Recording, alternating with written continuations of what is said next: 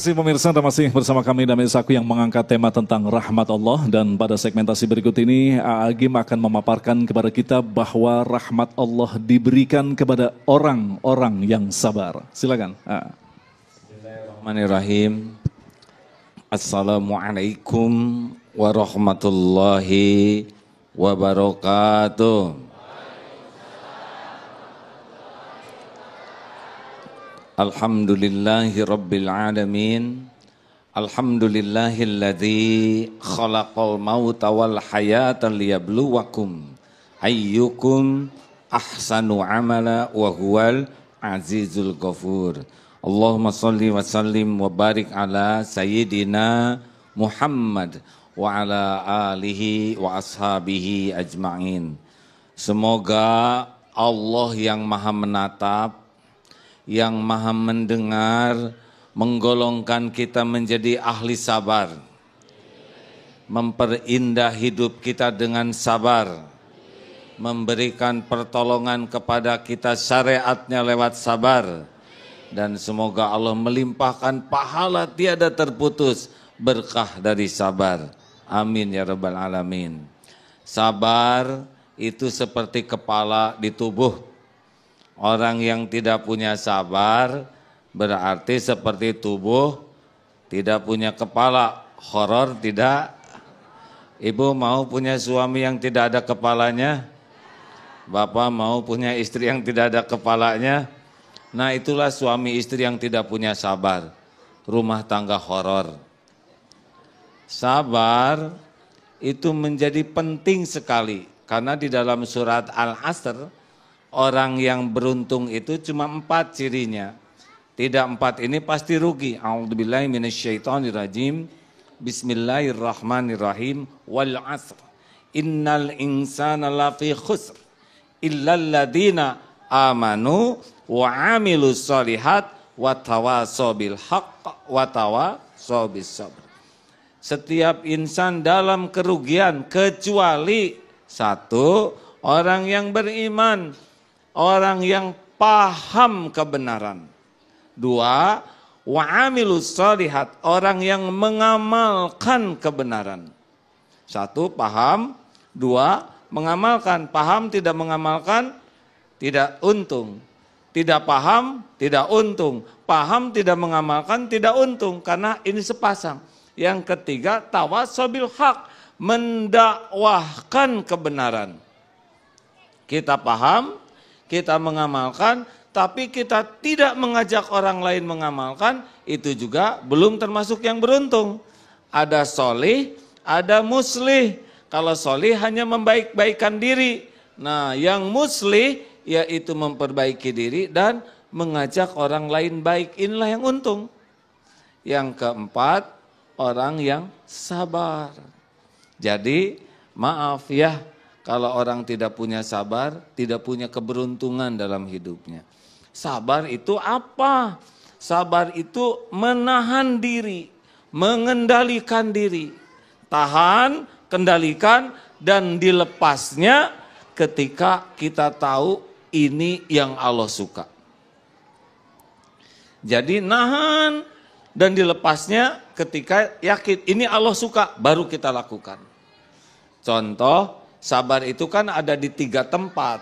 1, sabar dalam taat. 2, sabar ketika menjauhi maksiat. 3, sabar ketika menghadapi musibah.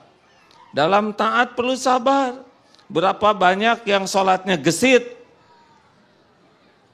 Ya kan?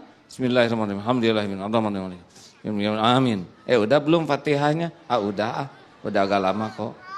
Berapa banyak yang sholatnya itu Fatihahnya saja gesit. Dia saja tidak sadar lagi baca Fatihah. Itu tidak sabar. Makanya orang-orang yang sabar itu sholatnya jadi nikmat. Tahajudnya nikmat, baca Qur'annya nikmat, sodakohnya nikmat. Karena dia menahan diri dari niat yang salah, menahan diri dari amal yang salah. Jadi kalau sholatnya enggak nikmat, ciri-ciri sholat kurang sabar. Dan sedekah coba. Itu yang sabar yang 1.000 atau yang 50.000? Ini saya cerita ini, maaf mengulang ya. Kan ada yang katanya lagi Jumatan atau apa, dia ngeluarin uang 10.000-an dan 100.000-an. Dia mikir mana yang harus saya sedekahkan. Akhirnya dia putuskan yang 100.000 yang dilipat dan dimasukkan ke dalam saku. Yang 1.000 masuk ke kotak infak. Tiba-tiba kakek-kakek dari belakang nepuk, ngasih uang 100.000. Heran, hebat sih kakek nih. Saya aja 1.000, dia 100.000. Luar biasa. Masukin aja ke kotak infak. Ditepuk lagi. Itu dari saku jatuh gitu. Sabar mikir tuh bukan apa yang saya suka. Tapi mana nih dari 1.000-an dan 100.000-an yang Allah suka, itu sabar. Kira-kira mana yang Allah suka? Yang nafsu suka sedekah 1.000. Yang Allah suka nggak disukai nafsu. Nah itulah ahli sabar. Coba sabar ketika bacaan taraweh nih, taraweh. Milih mending 11 rakaat, 23 rakaat, jujur. 11 ya enggak. Pilih mending suratnya yang pendek atau yang panjang. Nah itulah nafsu. Kita kalau lihat imam bacaannya panjang jengkel. Padahal untung. Karena kita yang jarang baca 1 rakaat 1 halaman, karena imamnya bacaannya panjang, kita kebagian pahalanya. Sholat sendiri itu susah sepanjang itu karena belum hafal. Sekarang ada yang bacain, udah hafal, kita tinggal dengar menyimak, dapat pahalanya.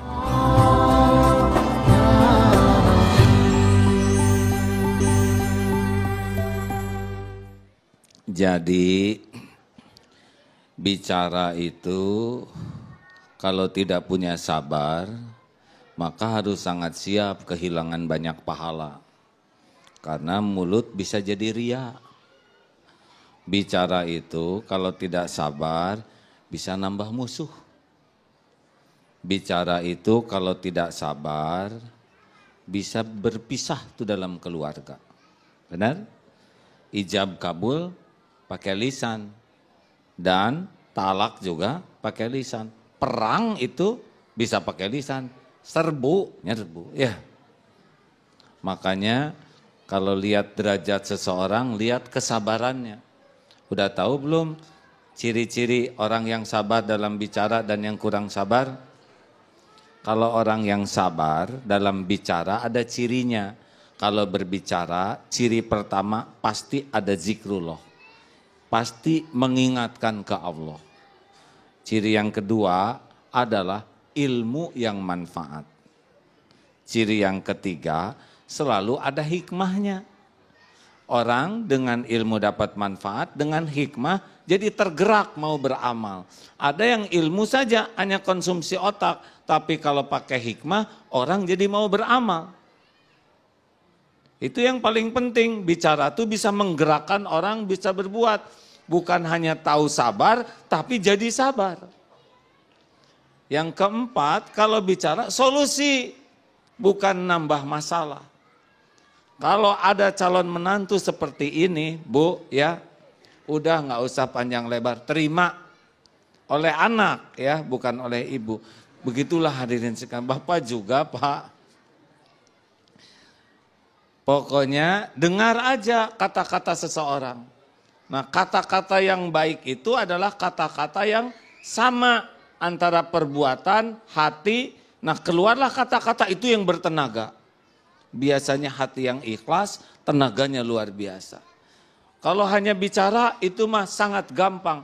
Tapi bicara yang bisa jadi amal soleh, bicara yang Allah ridhoi, itu yang tidak gampang. Sebagai penceramah begini, tidak penting bicara hebat, bicara mengagumkan, tidak penting. Karena bicara ini tidak bisa merubah orang, yang merubah itu adalah Allah. bicaranya adalah yang paling penting bagi penceramah, sing yakin perkataan ini diterima oleh Allah. Hadiahnya mungkin dimasukkan ke hati orang. Nah makanya zikrullah. Zikrullah itu niat jadi lurus. Setiap bicara apapun dikaitkan dengan Allah. Kenapa hujan turun? Biasanya karena air menguap, lalu terkumpul menjadi awan, lalu dengan suhu tertentu, maka turunlah hujan. Allahnya mana? Ini enggak adil. Kenapa hujan turun? Karena Allah memerintahkan hujan turun. Syariatnya dinaikkan uapnya oleh Allah lewat cahaya matahari.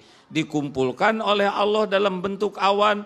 Dalam suhu tertentu di tempat yang Allah tetapkan. Hujan itu akan jatuh. Maka diturunkanlah hujan tepat sesuai dengan jumlah tempat yang Allah tetapkan. Itu guru biologi fisika itu. Kenapa gempa terjadi karena lempengan bumi? Enggak. Gempa itu diperintahkan oleh Allah gempa. Syariatnya bumi disuruh goyang. Ya, lempengannya dinaikkan, terjadilah goyang. Banyak pelajaran yang tidak nyebut Allah. Padahal Allah yang menentukan. Benar? Kenapa jadi bingung begini? Ciri orang yang kedua, nah ini sudah mulai kurang sabar. Itu yang sabar. Yang kurang sabar, kalau bicara tuh cirinya adalah hanya ngobrolin peristiwa. Wah, tadi saya ketemu tuh dengan artis itu. Di TV kelihatannya putih, aslinya enggak loh. Mau ngapain? Lihat bangunan dulu, daerah ini enggak ada bangunan ini nih. Berapa ya kira-kira bangunan ini harganya? Mau ngapain? Hah? Lihat mobil lewat. Saya suka ada mobil ini tuh, warnanya warna biru. Kalau ada yang merah mau saya beli, tapi cuma cita-cita. Mau ngapain ngomong itu? Ada orang yang apa aja diomongin, dikomentari. Nah itu udah kelihatan kurang sabar. Ini namanya orang biasa. Ada lagi yang lebih jelek. Ini tidak sabar, yaitu kalau ngomong mengeluh, mencela, ngerasulo, negatif. Dari bangun tidur. Ini badan sudah tua, segala kerasa. Ini asam urat nih, naik. Kepala nih asap belah begini. Leher kaku, pasti kolesterol. Ampun. Dia ampun tapi kayak enggak tobat. Ngomel aja Pak. Mau makan juga bosan ya, sahur sama nasi goreng terus. Coba nasi uduk. Ini nasi uduk yang dari depan. Jangan, itu telurnya kecil. Ngambek. Ngomel aja Pak, sambil habis. Minum kopi sekarang gak ada yang enak, habis. Ada yang begitu ngomel Pak, ngomel aja. Mau ke jalan kacau, Jakarta sekarang macet di mana-mana. Udah gak jelas aja kehidupan kayak gini. Tapi tetap maju. Ini lampu merah ini saya paling enak nih. Merahnya seumur hidup, hijaunya sedetik, bohong. Pernah dengar enggak orang yang kerjanya ngomel aja? Pernah dengar enggak? Pernah dengar enggak? Pernah dengar? Jelas nggak suaranya? Jelas, suara sendiri gimana nggak jelas? Itu golongan orang yang tidak sabar. Negatif aja, dicatat semua omongannya. Termasuk jari loh ya. Hoax dan sebagainya. Oh itu dicatat semuanya. Di akhirat nanti bisa kena azab besar karena kita nulis bohong dan nggak bisa ditahan. Kemana-mana. Dengan media sekarang, medsos, dosa tuh bisa berlipat-lipat, nggak ketahan. Nggak tahu gimana tobatnya tuh Pak. Karena nyebarnya kemana-mana. Makanya saum mulut sama dengan saum jempol. Ya. Kan ada ibu-ibu sampai bercahaya wajahnya Bu, yang saya ingat. Sampai suaminya tuh, kenapa ya Ustadz istri saya tuh wajahnya bercahaya. Emang gimana? Ya ditutup selimut tetap bercahaya katanya.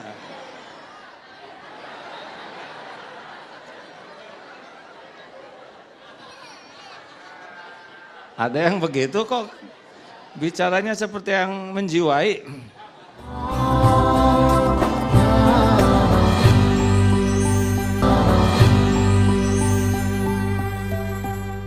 Mari kita tutup perjumpaan ini dengan doa. Allah Subhanahu wa taala Maha dekat, maha mendengar, maha mengabulkan doa. Dan doa di bulan Ramadan adalah doa yang amat mustajab. Allahumma salli wa sallim wa barik ala Sayyidina Muhammad wa ala alihi wa ashabihi ajma'in. Alhamdulillahi rabbil alamin. La hawla wa la quwwata illa billahil aliyyil azim. Rabbana taqabbal minna salatana. Rabbana taqabbal minna siyamana. Rabbana taqabbal minna innaka antas sami'ul alim wa tub alaina innaka antat tawwabur rahim. Duha ya Allah yang maha menatap, berkahi majlis ini ya Allah. Ya Allah, jadikan pertemuan ini pertemuan penuh dengan ampunan-Mu. Ampuni ya Allah, ampuni sebanyak apapun dosa dan maksiat yang kami lakukan sepanjang hidup ini. Ampuni sekelam apapun hidup yang pernah kami jalani. Ampuni ya Allah sehitam apapun masa lalu kami. Ampuni dosa-dosa yang tidak sengaja. Dosa-dosa yang sengaja kami lakukan. Ampuni dosa yang sembunyi-sembunyi. Dosa yang terang-terangan kami perbuat. Ya Allah, ampuni dosa dan maksiat yang berulang-ulang. Padahal kami tahu itu dosa. Rabbana zalamna anfusana. Wa illam taghfir lana wa tarhamna lanakunanna minal khasirin. Allahumma ighfir lana wa liwalidina warhamhum kama rabbauna shighara. Duha yang maha menatap, ampuni segala kezaliman kami kepada orang tua. Ampuni semua kedurhakaan kami. Jua ampuni orang tua kami ya Allah. Berkahi sisa usianya. Jadikan Ramadan ini Ramadan penuh berkah bagi keduanya. Jadikan penghujung hayatnya husnul khotimah. Lapangkan kubur, ringankan hisab. Jadikan keduanya ahli surga ya Allah. Lindungi orang tua kami dari kehinaan dunia wal akhirat.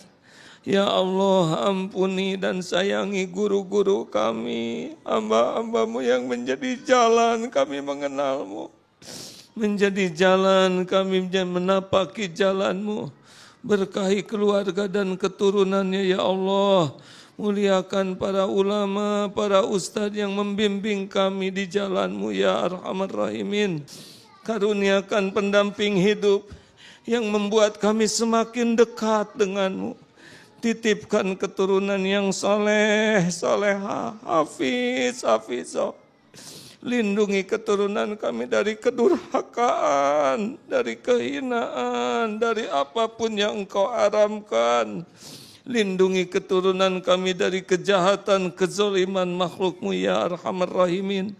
Utuhkan dunia akhirat mulia ya Karim.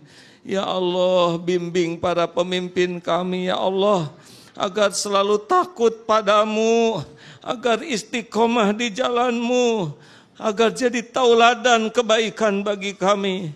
Lindungi dari niat dan perbuatan yang salah ya Allah. Karuniakan para pemimpin yang istiqomah membimbing kami beriman padamu. Ya Allah, ampuni hamba-hamba yang berbuat baik kepada kami, yang terang-terangan, yang sembunyi-sembunyi. Ampuni hamba-hambamu yang kami zalimi, ya Allah. Jua ampuni hamba-hambamu yang menyakiti kami. Ya Allah, golongkan kami menjadi pemaaf yang tulus. Allahumma inna nas'aluka, Allahumma gfir lil mu'minina wal mu'minat wal muslimina wal muslimat al ahya'i minhum wal amwat. Ya Allah, kuatkan iman yang masih lemah, teguhkan yang sudah goyah, beri hidayah bagi yang belum mengenal-Mu ya Allah. Berikan kesembuhan bagi yang sedang sakit lahir wal batin. Bukakan jalan keluar yang barokah ya Fattah. Berikan jalan keluar yang berkah. Ya Allah, lindungi saudara kami yang terancam, yang dikenai musibah, bala wal fitnah. Allahumma a'izal Islam wal muslimin. Allahumma ansur mujahidin fi kulli makan.